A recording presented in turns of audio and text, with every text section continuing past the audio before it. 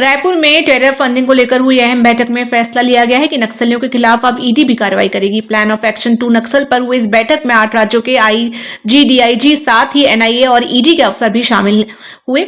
IB special director Ritwik Rudra ने बैठक की अध्यक्षता की। उप मुख्यमंत्री विजय शर्मा ने कहा कि नक्सली नेटवर्क के वित्तीय लेन देन की जांच ईडी के जरिए की जाएगी। एजेंसियां अर्बन, लीगल, फाइनेंस और रूरल बेस पर काम कर रही हैं। ईडी का तो काम उस तरह का है जिसमें फाइनेंशियल ट्रांजैक्शन है तो ईडी काम करता है। अब फाइनेंशियल ट्रांजैक्शन है ये निकाल लेना विभिन्न एजेंसियों के माध्यम से हो सकता है, ये आईबी की भी सूचना हो सकती है, पुलिस एजेंसी है वो कर सकती है। इनमें जब ये दिखता है कि भाई इसको ईडी को दिया जाने योग्य है तो दिया जाएगा, या किसी भी ऐसी संस्था को जो वित्तीय ट्रांजैक्शंस को चिन्हांकित करके उस पर काम करती है उसको दिया जाएगा। और स्पेशली नक्सलिज्म के संदर्भ में चाहे उनका अर्बन बेस हो या फाइनेंशियल बेस हो या लीगल बेस हो या रूरल बेस भी कहूं मैं आपको, वो भी हो तो सब पर काम कर रहे हैं। राजधानी रायपुर में अवैध कॉलोनी और प्लांटिंग के खिलाफ नगर निगम ने सख्त कार्रवाई की है। न्यू संतोषी नगर, दुर्गा विहार और बोरिया खुर्द में 25 एकड़ जमीन पर बने 15 मकानों को गिरा दिया गया। पंकज लाहौटी, महेश धनगर, योगेंद्र वर्मा और देवांगन जैसे बिल्डरों ने किसानों से सस्ती जमीन खरीदकर अवैध प्लांटिंग की थी। निगम की कार्रवाई से अवैध कॉलोनाइजर्स में हड़कंप मच गया है। रायपुर के वार्ड 23 स्थित मोतीलाल नगर में जलभराव की गंभीर समस्या से लोग परेशान हैं। रहवासियों ने आरोप लगाया कि एक बिल्डर के अवैध अतिक्रमण से पानी की निकासी बंद हो गई है, जिससे हल्की बारिश में भी घुटनों तक पानी भर जाता है। लगातार शिकायतों के बावजूद कार्रवाई न होने पर लोगों ने वार्ड पार्षद के साथ जोन 7 कार्यालय का घेराव किया और जमकर नारेबाजी की। प्रदर्शनकारियों ने चेतावनी दी कि यदि सप्ताह भर में समाधान नहीं हुआ तो आंदोलन तेज किया जाएगा। वार्ड पार्षद ने भी प्रशासन पर सवाल उठाते हुए निगम मुख्यालय में धरने की चेतावनी दी है। मुर्दाबाद मुर्दाबाद मुर्दाबाद, हाय हाय हाय हाय, हम अपना अधिकार मांगते, नहीं किसी से भीख मांगते, अपना अधिकार मांगते, नहीं किसी से भीख मांगते। कमिश्नर मुर्दाबाद, मुर्दाबाद मुर्दाबाद, जॉन कमिश्नर मुर्दाबाद। अमेरिका द्वारा भारत पर 25% टैरिफ लगाने के फैसले पर पूर्व मुख्यमंत्री भूपेश बघेल ने केंद्र सरकार पर तीखा तंज कसा है।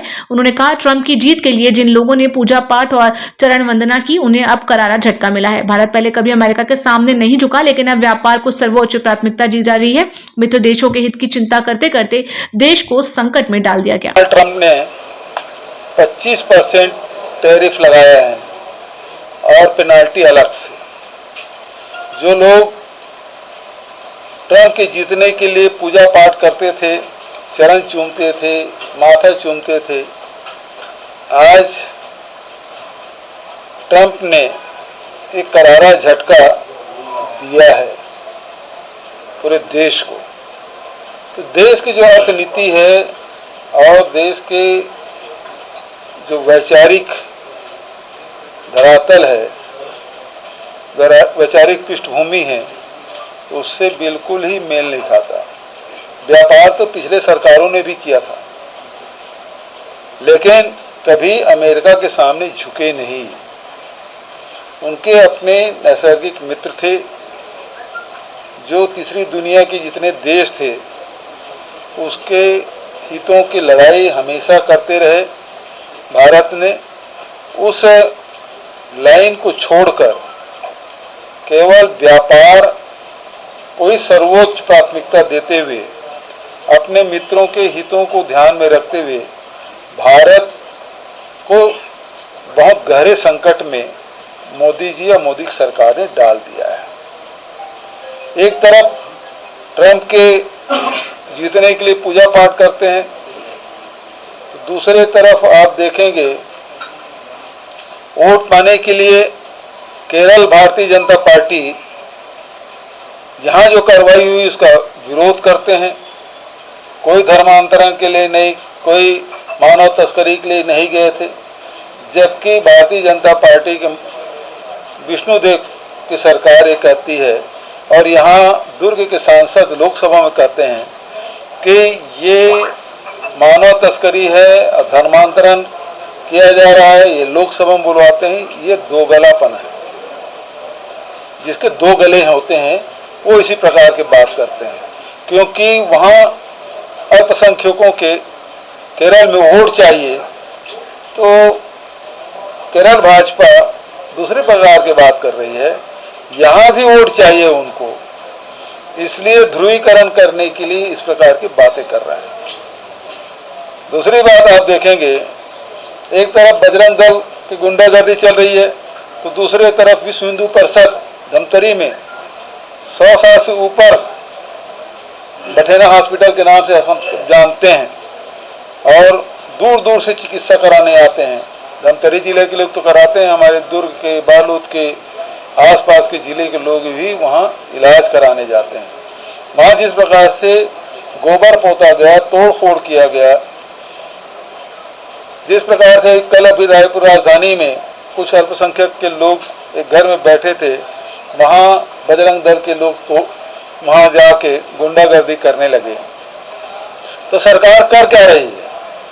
और गृह मंत्री जी कहते हैं कि संयम बरतने की बात करते हैं। तो ये तो उसके जो बजरंग दल के जो व्यक्ति है उसका वीडियो जारी हुआ था कि हम हथियार उठाने से भी नहीं चुकेंगे। ये बयान वीडियो है मेरे पास, कि दुर्ग में जो बजरंग दल के लोग हैं वो उस प्रकार से बयान दिए। तो उसके खिलाफ क्या कार्रवाई कर रही सरकार? एक तरफ जाके शेख लोगों के साथ बैठ के क्रिकेट देखते हैं, दूसरी तरफ ये यहाँ अल्पसंख्यकों को गाली देते हैं, और दूसरी तरफ भारत और पाकिस्तान के बीच मैच करा रहे हैं, क्योंकि उसके बेटा अमित शाह के बेटा जैसा चेयरमैन है।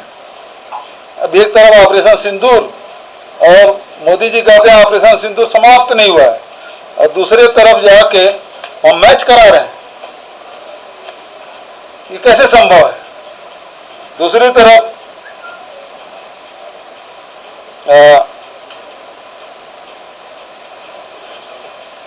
इधर तो गौ माता की जय बोलते हैं, लेकिन पूर्वोत्तर में जाके, गोवा में जाके उसकी भाषा बदल जाती है। किरण रिजिजू जी ने क्या कहा? मैं बीफ खाता हूं। तो इनके दोहरे जो चरित्र हैं वो केवल सत्ता के लिए है, वोट के लिए है, और इसलिए नफरत लगातार ये दुकान लगातार चला रहे हैं। शाहिद अफरीदी जो पाकिस्तान के क्रिकेटर हैं, उन्होंने क्या कहा? कश्मीर के अलगाववादी नेताओं का समर्थन उन्होंने किया, और वो कहते हैं पहलगाम के हमले के बाद वो कहता क्या है कि भारत अपने लोगों को खुद मरवाता है।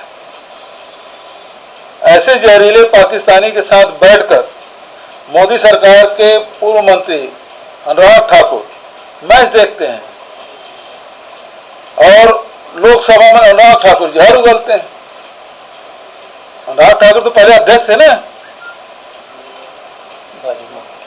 भाजपा के भी थे, बीसीसीआई के थे, तो मैच क्यों रद्द करवाने थे? पाकिस्तान के साथ जो मैच हो रहा है उसको रद्द क्यों नहीं कराते? तो इस प्रकार के इनके, अब उसके फोटोग्राफ देख सकते हैं कैसे हवन यज्ञ हवन कर रहे हैं ट्रंप के, और ट्रंप के खिलाफ एक शब्द नहीं बोल सकते। ये देखो कैसे चरण वंदना कर रहे हैं, है ना? ये चरण वंदना कर रहे हैं ट्रंप के। एक तो यहाँ पे है,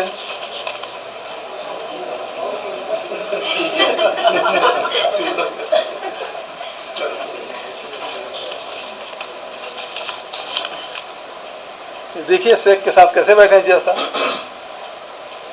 मोदी जी जाके गले मिलते हैं। और यहाँ मतलब भाई ट्रंप भी तो क्रिश्चियन ही है, और वो अपमानित कर रहा है देश को लगातार। 30 बार हो गया बोलते। राहुल जी ने क्या कहा?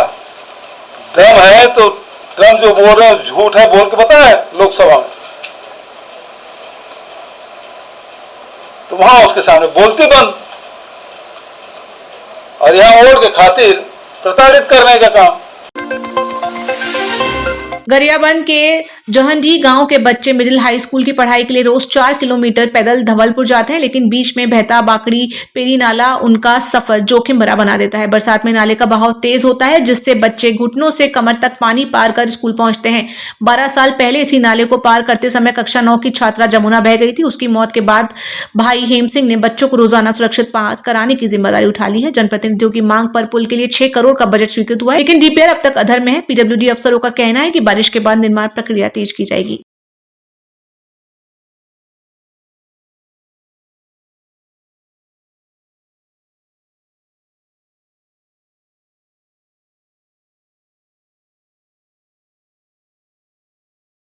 ये जो है बजट में सम्मिलित है और जिसका जो है प्राक्कलन तैयार किया जा रहा है। ये सेतु संभाग से संबंधित है और उनके द्वारा जो है बोरिंग कर प्राक्कलन बनाया जाएगा।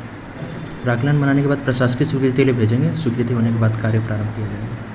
ये धवलपुर से जरंडी जाने का मार्ग है। इसी मार्ग में और ये जो नदी दिख रहा है बाकड़ी पैरी नदी है, निश्चित तौर पर बहुत खतरा बना रहता है। स्कूली छात्र छात्राओं को बहुत दिक्कतों का सामना करना पड़ता है। लगातार हमारे द्वारा प्रयास किया जा रहा है। तत्कालीन जब हमारी सरकार रही उस समय भी हम लोगों ने प्रयास किया था। बजट में उस समय जुड़ा भी था, 7 करोड़ के आसपास का इसका प्रपोजल बना हुआ था। तत्कालीन एसडीओ इंद्राज सिंह ने हम लोगों को बताया भी था और यहाँ पर इस कार्य शुरू भी था। यहाँ जो बोर का काम था वो चल भी रहा था, लेकिन पता नहीं अचानक से कार्य रुक गया है। मैं लगातार प्रयास कर रहा हूँ, अभी भी मैं लगातार प्रयास कर रहा हूँ। अभी एसडीओ से भी मेरी चर्चा हुई, कल भी मैंने चर्चा किया था और लगातार मेरी चर्चा हो रही है। साहब से भी मैंने चर्चा किया था, उन्होंने बताया कि बजट में जुड़ गया है, लेकिन बजट में जुड़ने से नहीं होगा। काम निश्चित तौर पर धरातल पे होना चाहिए। लगातार ग्रामवासी संघर्ष कर रहे हैं, क्षेत्र के लोग संघर्ष कर रहे हैं। खासतौर पे स्कूली बच्चों को बहुत दिक्कत होता है। आप देखेंगे बरसात के दिनों में 4 महीने से यही हाल रहता है। बच्चे जान जोखिम में डालकर स्कूल आते हैं। मैं मांग करता हूँ शासन प्रशासन से कि जितना जल्दी हो सकता है इसमें ध्यान दे और ये पुल निर्माण बनना चाहिए। हम सरकार से अनुरोध करते हैं कि पुल को जल्द बनाएं, क्योंकि इसमें बहुत घटना हो रही है। सरकार और चाहते हैं कि इस नदी में और घटना हो, इसलिए शासन प्रशासन से अनुरोध करते हैं कि अतिशीघ्र इस पुल बनाने की महान कष्ट करें। हमें तो बहुत दिक्कत का सामना करना पड़ते कि नदी इतना बाढ़ आते कि मत कुछ। बरसात जैसे भी लगते ना इतना बहुत दिक्कत। अगले में 2012 में मोरे सिस्टर है, जो मोर बहन है, पार करते करते ही 9वीं क्लास के जो बहा कर मौत हो गई, से बचा नहीं पाए अचानक बाढ़ आने के। अब ये होते कि हम 10 बजे वहाँ फिर आता है, फिर लेकर मतलब ऐसे हमारे समय हो जाते। अगर 4 बजे फिर आता तो फिर बोला शासन से बहुत मांग है कि पुल जल्दी बना।